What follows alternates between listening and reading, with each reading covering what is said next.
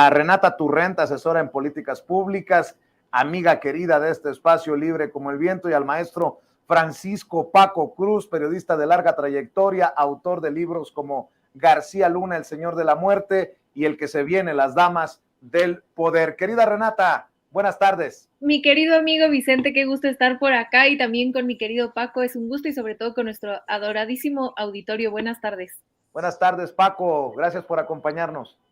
No, Vicente, ¿cómo estás? A Renata, muchos saludos igual desde acá. Así que aquí estamos, Vicente, para empezar. ¿Cómo ven este merequetengue llamado Xochitl Gate? ¿La va a tumbar, no la va a tumbar?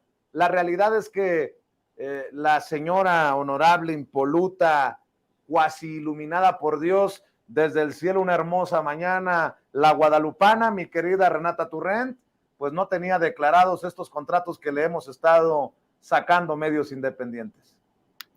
Pues la verdad, como este lugar es libre como el viento, a mí en realidad no me sorprende, porque creo que dentro de las filas del PRI, del PAN, no existe muchos candidatos, candidatas que pudieran llegar a una elección presidencial sin cola que le pise, ¿no?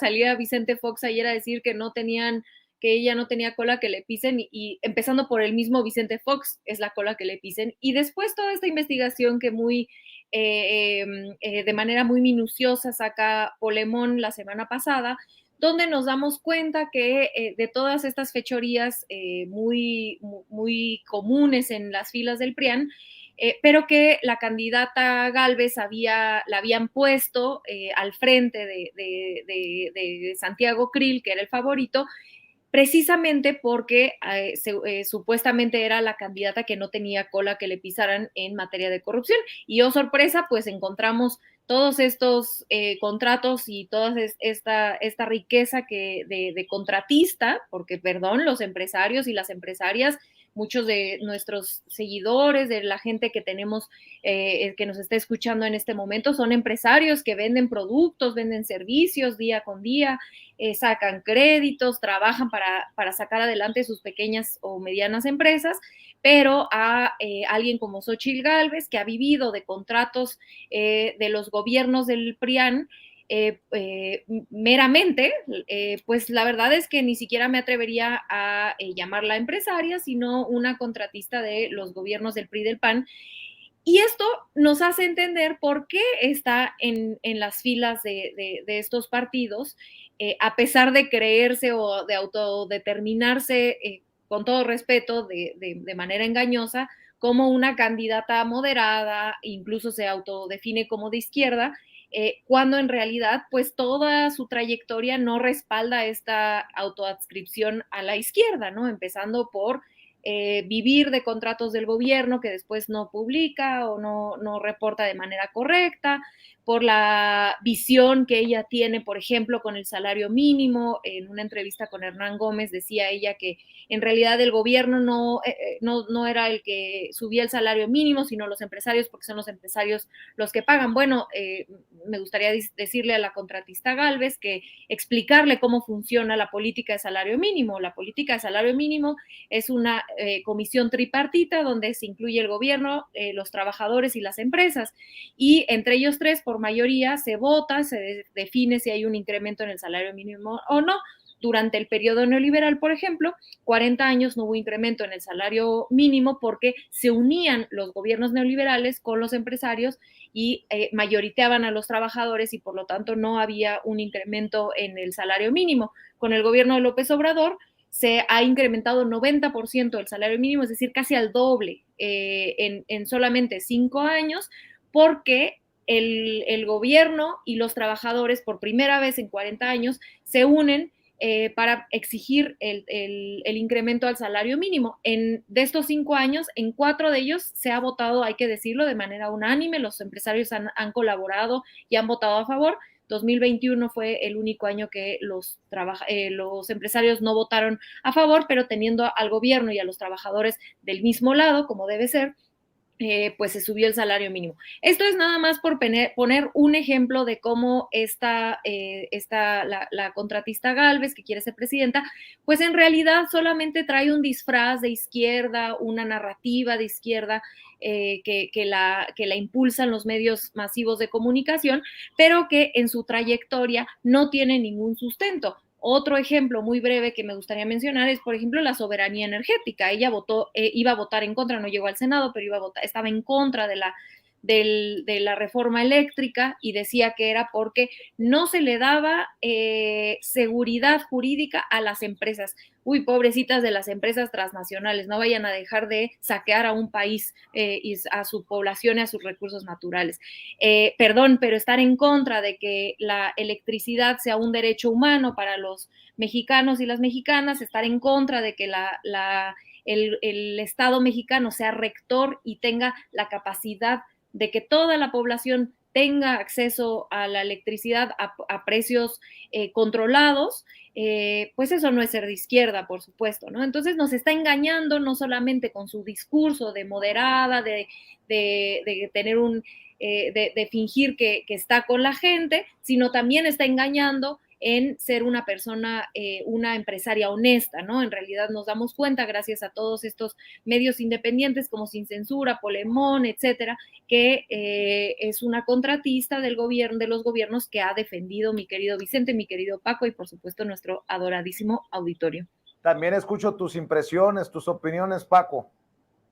Mira, Vicente, yo lo veo por otro lado. Yo estoy convencido con todos los elementos que hay hoy, que el presidente, cuando lanza el anzuelo y empieza a jugar con Xóchitl Gálvez, porque es lo que hace el presidente con toda la seriedad que hace, pero lo hace, nadie entiende que el presidente es un estratega político, que es un monstruo verdaderamente. No hay político desde Lázaro Cárdenas que haya hecho esto. La empieza a llevar, lo lleva, la oposición muerde el anzuelo y se monta en una campaña como la que se montó o lo intentó montarse como lo que hizo con Enrique Peña Nieto Televisa en 2011 y 2012 y intentaron hacer lo que hicieron con Vicente Fox en 2000, es decir, la oposición encabezada por Claudio X González mordió el anzuelo, lo picó y están tratando, el presidente no sabía todo esto que se publica ahora, no sabía lo del falso indigenismo de Xóchitl Gálvez, no conocía los contratos, claro que él sabe. Claro, y también confía en que hay una prensa, si bien es cierto que los medios corporativos o los periodistas monstruos viejos, ilustrados los llamaba Genaro García Luna, por cierto, ¿sí? El presidente sabía que ellos no van a hacer nada, que la van a proteger, que la van a cuidar, pero sabía también que van a intentar fabricar un candidato y sabía que ese candidata en este caso, se les iba a desinflar muy fácilmente. Entonces, solo están esperando qué más hay en los archivos oficiales que decir de Xóchitl Gálvez. Ya, mira, le han empezado a salir contratos 19 millones, contratos 32 millones, o lo que dijo, ¿no? Sí, bueno, fueron de mi esposo, lo que le dijo al Universal, es decir, sí robó, pero como decía que el alcalde Nayarita, robé poquito. No, es una mujer inmoral, pero están montados en algo. ¿Por qué? Porque de cualquier forma, cuando ves su lista de 33 que se reduce a 13 y ves quiénes están, de Santiago Krill, a Enrique de la Madrid Cordero, a Cuadri, a Israel Rivas o al que tú veas, a Silvano Aureoles, cuando tú ves su lista de 13, pues tampoco tienen a dónde ir. Así que no les queda más a aquellos medios que son como 700, por cierto, no hay que dejarlos, 700 incluida Televisa, incluida TV Azteca.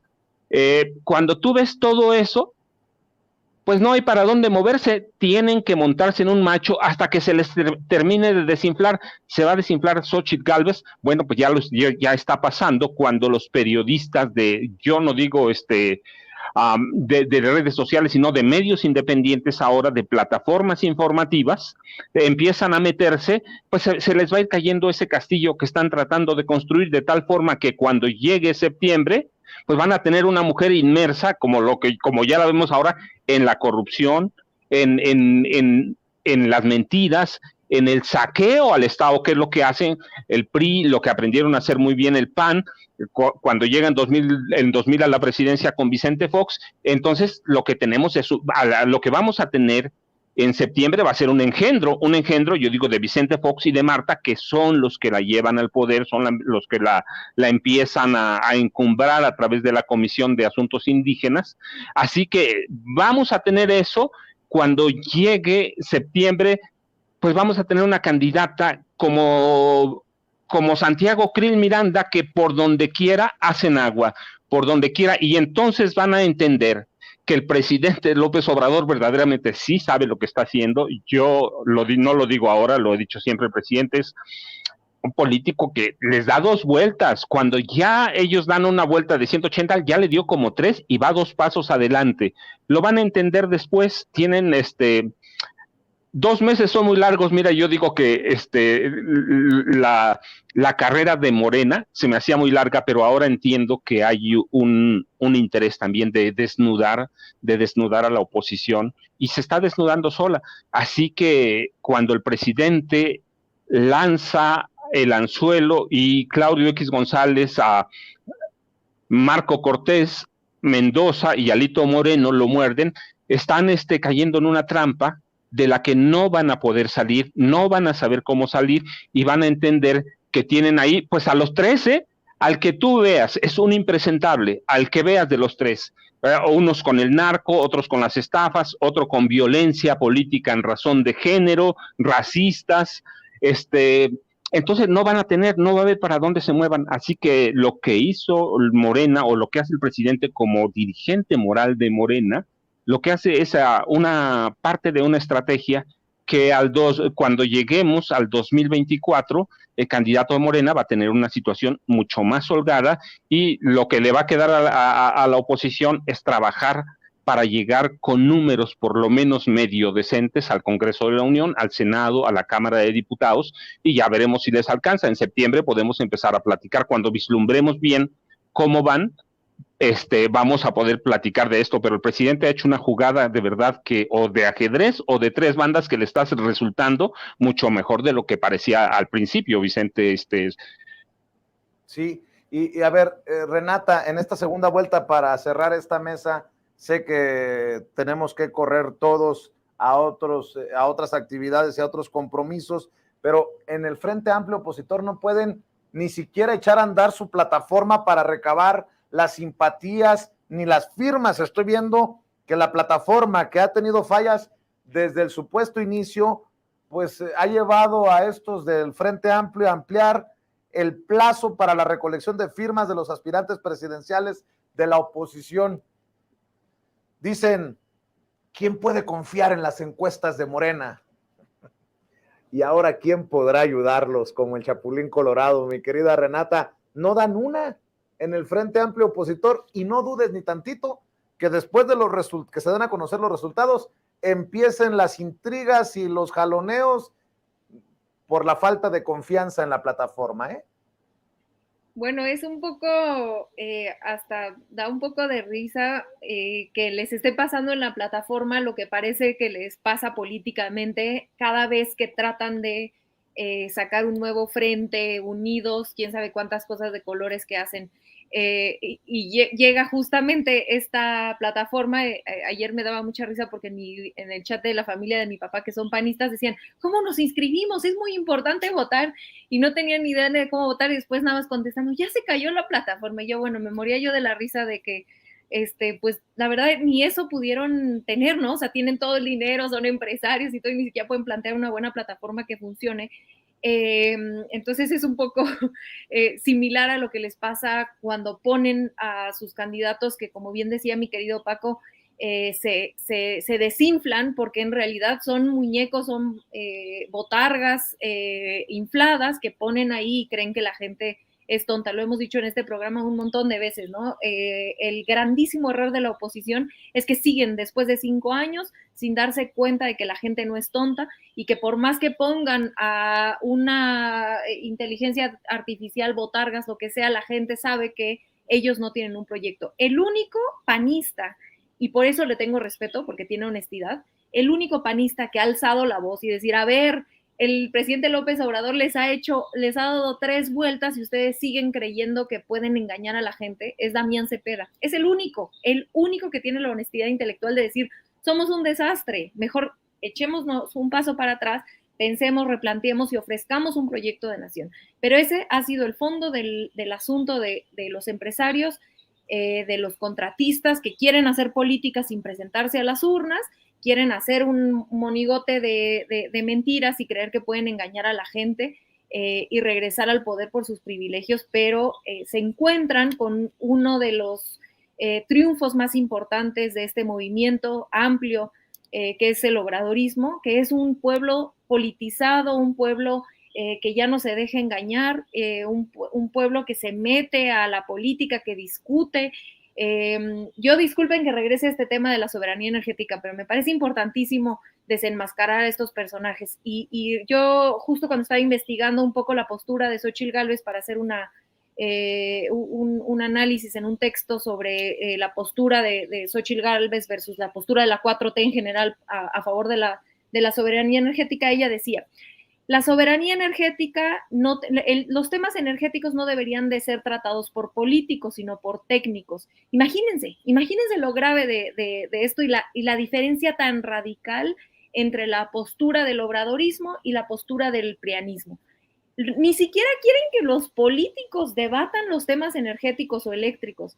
Ahora imagínense qué pensarán de que la gente lo discutamos. Yo recuerdo, y no me dejarán mentir, que en el 2022 con la reforma, cuando se discutió la reforma energética, bueno, todos aprendimos qué eran las líneas de transmisión, que si habían hecho sociedades para decir que ellos hacían de autoabasto y que toda la robadera que hicieron con los Oxxos y que era más barata la electricidad para los Oxxos que para las tienditas de la esquina, etcétera, ¿no? Todos aprendimos de electricidad y nos metimos al debate público porque en la Cuarta Transformación creemos que la vida pública es de todos y de todas y no solamente de una élite. Nosotros creemos que no se debe excluir a la gente de los debates públicos, sino al contrario, hacerlos parte, recoger los sentimientos, las opiniones de la gente y a partir de ahí hacer política y a partir de ahí hacer un gobierno. Entonces, lo que quiero decir yo con estas posturas que tiene la contratista Gálvez es precisamente esta separación, esta división entre quién sí puede entrar a la política y quién no puede, ¿no? Y ellos creen que la política es una cuestión de élite y nosotros no. Y justamente estas definiciones de botarga inflada, que de repente, después de que dice eso el presidente en una mañanera, eso y otras cosas le llamó la candidata de la oligarquía, porque es la representante de la oligarquía, Xóchitl Gálvez tramposamente denuncia ante el INE, denuncia al presidente López Obrador por violencia política de género, donde no existe violencia política de género. Y lo que está haciendo la contratista Gálvez es en realidad vaciar de contenido esta herramienta que teníamos las mujeres, que es la violencia política, el instrumento legal y narrativo de la violencia política de género, para hacer politiquería, es la verdad, porque, perdón, pero decir que es una botarga inflada, una candidata que ha usado literalmente ha usado una botarga de dinosaurio, pero que además de todo es un cascarón vacío de ideas que nada más va y dice, engaña, lo que decía en mi intervención anterior, engaña a la gente diciendo que es A, B y C, pero en realidad toda su trayectoria no sustenta esos dichos, pues a eso se le llama una botarga inflada. Y una candidata que ha defendido los intereses de los oligarcas, pues perdón, ella es una candidata de los oligarcas, a diferencia de cualquiera de las corcholatas de Morena. Entonces, a mí sí me gustaría un poco usar este espacio para tratar de desenmascarar. En este momento estamos hablando de Gálvez, pero bueno, los demás son igual o peor, ¿no? Santiago Krill es lo mismo. Ayer no sé si vieron un video donde ni siquiera ya están muy enojados también, y cierro diciendo justo esto que mencionas, que auguro yo también un desastre en el proceso interno del PRIAN, porque no ha habido transparencia. Lili Telles se salió por eso, Ruiz Macías se salió por eso, no quisieron entrar a la contienda porque era obvio que había un dedazo para la contratista Gálvez y que la contienda no iba a ser transparente, a diferencia de el proceso interno de Morena, donde las reglas fueron claras desde el Consejo Nacional, que se votó por unanimidad, y por lo tanto, si bien los 6 aspirantes tienen sus ideas y todo, pero han ido caminando juntos y no tengo duda alguna de que quien sea que sea el coordinador o la coordinadora, será acompañado por el resto de sus compañeros. Querida Renata, hay que correr a nuestros compromisos. ¿Por qué no cerramos invitando a la audiencia a tus redes sociales? Claro que sí, a mí me encuentran en @rturrent y en Instagram y en Twitter, y también ya ahí tengo el Threads o como se llame, el nuevo, pero apenas estoy aprendiendo, y en este hermoso espacio todos los jueves. Gracias, querida Renata. Me quedo para cerrar con el maestro Paco Cruz. Mi querido Paco, se vincula a los Madrazo, a la familia de Roberto Madrazo y a Latinus con el cártel de la salud en el Estado de México. Vaya trancazo. A ver si de esto también investigan Loret y Broso y por fin habla con la verdad Roberto Madrazo, aunque creo que le anda haciendo mucho caso a la Raki de mentir, a ver qué chicle queda pegado en la pared. Vicente, bueno, primero me despido de Renata, sé que tiene que irse, y tiene que correr, así que me da un placer, ya estaremos en alguna otra mesa. Mira, Vicente, el caso de Roberto Madrazo Pintado con el Estado de México y la vinculación con la cúpula del Grupo Atlacomulco no debe sorprendernos, es muy viejo. Cuando en el 4 de junio de 1969, muere Carlos Alberto Madrazo Becerra, el papá de Roberto Madrazo Pintado, en un accidente que todavía hay quienes insisten con bastante solidez que fue un atentado que se coordina desde el Estado Mayor del presidente Gustavo Díaz Ordaz. Cuando muere finalmente allá en Monterrey, el que adopta políticamente a Roberto Madrazo Pintado se llamaba Carlos Jan González. Lo adopta como si fuera un hijo, lo adopta como hijo, y él lo forma políticamente con todas las mañas, todas las trampas del priismo del Estado de México. Así que los lazos del Estado del priismo del Grupo Atlacomulco con Roberto Madrazo Pintado son muy profundos. En 2005, 2006, cuando Roberto Madrazo Pintado intenta ser candidato presidencial, se deshace de una manera muy grosera, muy ruda de Arturo Montiel Rojas en un programa de televisión, saca y él filtra, entrega todos los contratos bancarios de la corrupción de Arturo Montiel Rojas y sus hijos, lo recuerdo muy bien, por manejos en ese momento eran solo de 32 millones de pesos extraños. Yo recuerdo que se filtra que uno de los hijos de Arturo Montiel, el gordo, le decían que era el mayor, ganaba 1 millón de pesos diarios por no hacer nada, por repartir, porque era el responsable del reparto de los desayunos escolares del gobierno del Estado de México en épocas del calendario escolar. Es decir, imagínate, 1 millón de pesos diarios ganaba, y eso lo desnuda Roberto Madrazo Pintado. Así que sale peleado aparentemente con el Grupo Atlacomulco, pero al mismo tiempo se acerca al equipo de Enrique Peña Nieto, al equipo de Enrique Peña Nieto, que era gobernador ya y que pintaba para suceder como se vio después. Mira, esto lo documenté. En su momento lo documenté, lo denuncié, lo escribí en libros. Apuntaba ya o despuntaba como candidato presidencial, se acerca a Roberto Madrazo porque también es un tipo muy hábil, es un tipo astuto, es un tipo tramposo y tenía todos los conectes con el Grupo Atlacomulco. Los hijos de Carlos Jan González lo acercan a Enrique Peña Nieto, y en ese equipo de Enrique Peña Nieto, ¿quién iba? Alfredo del Mazo Maza. Así que ahora que destapan su cercanía vía, por lo menos irregular e inmoral de la entrega de contratos de medicamentos con el Instituto de Seguridad y Social de los trabajadores del Estado y municipios y con el Instituto de Seguridad del Estado de Salud del Estado de México, no es una novedad. Alfredo del Mazo Maza es parte de ese equipo y ese equipo que se maneja a través de la corrupción. Uno de los trabajos más complicados que va a tener la maestra Delfina Gómez Álvarez a partir del próximo 15 de septiembre, cuando tome posesión, será justamente ese, los contratos que tienen algunos políticos del Grupo Atlacomulco. Mira, yo te decía, tiene dos problemas muy serios la maestra Delfina, que ya hablamos de uno, los ataques recientes del crimen organizado, que son una amenaza, una advertencia para la maestra, porque el Grupo Atlacomulco en concreto, lo sostengo, lo he dicho con investigaciones, con documentos de la entonces PGR, el Grupo Atlacomulco, que controlaba todo el narcotráfico en el Estado de México desde 1982, cuando llega Alfredo del Mazo González, que es el papá del Mazo, ellos lo manejaban completo.